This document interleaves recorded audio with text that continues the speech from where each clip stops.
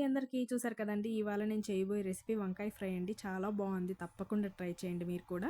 ముందుగా ఒక బౌల్‌లో కొద్దిగా వాటర్ తీసుకొని ఉప్పు, పసుపు వేసేసి అందులో సన్నగా కట్ చేసి పెట్టుకున్న వంకాయలన్నిటిని కలర్ మారకుండా అందులో వేసి పెట్టేసుకోండి. ఇప్పుడు ఒక చిన్న సైజు ఆనియన్ కట్ చేసి సన్నగా పక్కన పెట్టేసుకోండి. ఒక కడాయిలో తగినంత ఆయిల్ వేసుకొని ఆయిల్ హీట్ ఎక్కాక అందులో ఆనియన్స్, కొద్దిగా కరివేపాకు, పోపు దినుసులు వేసుకొని బాగా దోరగా వేయించుకోండి. చాలా చాలా బాగుంటుందండి ఈ ఫ్రై మాత్రం. పప్పులోకి వంకాయ ఫ్రై రసంలోకి చాలా చాలా బాగుంటుంది. తప్పకుండా ట్రై చేయండి. ఇప్పుడు అందులోనే కొద్దిగా పసుపు వేసి బాగా దూరగా వేయించుకోవాలండి. ఇప్పుడు వంకాయలన్నిటినీ అందులో వేసుకొని బాగా కలుపుకోవాలండి. చూసారు కదా, ఈ విధంగా కలుపుకోవాలి. ఇప్పుడు అందులోనే తగినంత సాల్ట్ వేసుకుందామండి. సాల్ట్ కొద్దిగానే వేసుకోండి, ఎందుకంటే ఆల్రెడీ మనం వాటిని కట్ చేసేటప్పుడు వాటర్లో వేసాను కదా.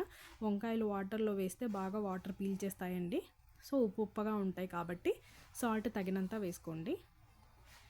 మంట లో ఫ్లేమ్లో పెట్టి వేయించుకుంటేనే అండి ఇవి మాత్రం బాగా వేగుతాయి. లేదంటే లోపలంతా పచ్చి పచ్చిగా ఉండి వంకాయ అస్సలు వేగదండి. చూసారు కదా, మీడియం ఫ్లేమ్లో పెట్టి బాగా వేయించుకోండి. ఇలా మూత పెట్టేస్తే త్వరగా వేగుతాయండి.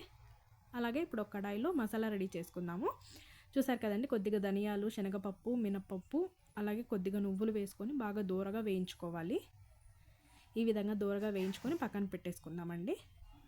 ఇప్పుడు ఒకసారి వంకాయ ఫ్రైని కలుపుకుందామండి.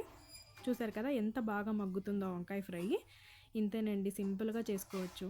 ఒక మిక్సీ జార్లో మనం వేయించి పెట్టుకున్న పోపు దినుసులు అన్నీ వేసుకొని ఒక వెల్లుల్లి మొత్తం వేసేసుకోవాలండి. అలాగే తొక్కగా వేసేసాను, చాలా బాగుంటుంది అనేసి. కొద్దిగా కారము, అలాగే ఎండు కొబ్బరి, కొద్దిగా జీలకర్ర కూడా వేసుకొని మిక్సీకి పట్టేసుకోవాలండి. ఇంతేనండి, ఈ మసాలా రెడీ అయిపోతే అందులో చల్లేసుకొని పొడిలాగా కలుపుకుంటే సరిపోతుందండి. చాలా అంటే చాలా టేస్టీగా వచ్చిందండి. చాలా చాలా అద్భుతంగా ఉంది టేస్ట్. తప్పకుండా ట్రై చేయండి మీరు కూడా వంకాయ ఫ్రైని.